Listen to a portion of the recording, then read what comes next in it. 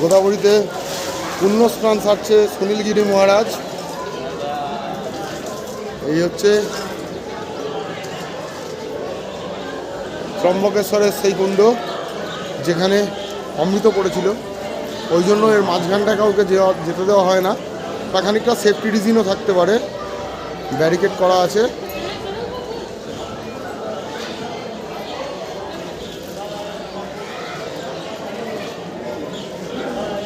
দু 2027 এখানেই লাগবে পূর্ণকুম্ভের মালা। দূরে দেখতে পাচ্ছেন গোদাবরী মাতার ছবি দেওয়া আছে।